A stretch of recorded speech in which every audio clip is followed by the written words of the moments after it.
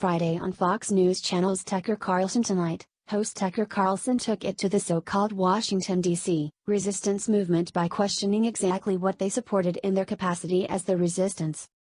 Carlson asked about the phrase "diversity is our strength" as a slogan and wanted to know how that was the case. Partial transcript as follows.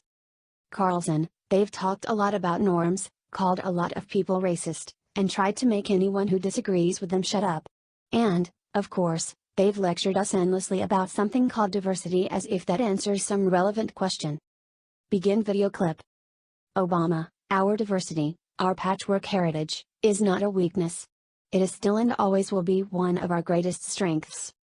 Bernard Sanders, politician, junior United States Senator, Vermont: our diversity is one of our greatest strengths.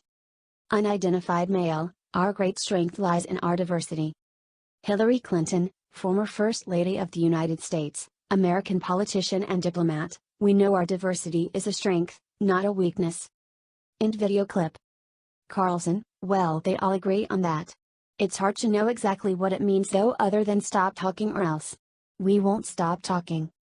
If the president's going to be removed from office without a single vote from anybody outside Washington, D.C., then we deserve to have some simple questions answered, and we mean answered for real, not just with a sneer and a ticket to the HR department for sensitivity training. So here it goes. First, how is our current immigration system made America more stable and more prosperous? In your answer, please explain what happened to the state of California. Used to be called the Golden State. Had a thriving middle class. Had the country's best schools. Now the schools in California are a complete disaster. The middle class is vanishing, and the nation's largest mass of impoverished people remains behind to serve a tiny pool of tech oligarchs. How exactly did that happen? Next, how precisely is diversity our strength? Since you've made this our new national motto, please be specific as you explain it.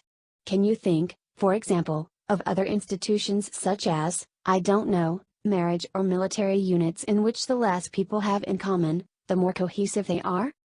Do you get along better with your neighbors, your coworkers if you can't understand each other or share no common values? Please be honest as you answer this question. And if diversity is our strength, why is it okay for the rest of us to surrender one of our central rights, freedom of speech, to just a handful of tech monopolies? And by the way, if your ideas are so obviously true, why does anyone who questions them need to be shamed, silenced and fired? How about this question? After spending 2 centuries overcoming our country's painful history of racial discrimination and hatred, why is it once again acceptable, even encouraged, to attack people on the basis of their skin color? And by the way, since we're asking if it's now possible to change your sex, is it possible to change your race too?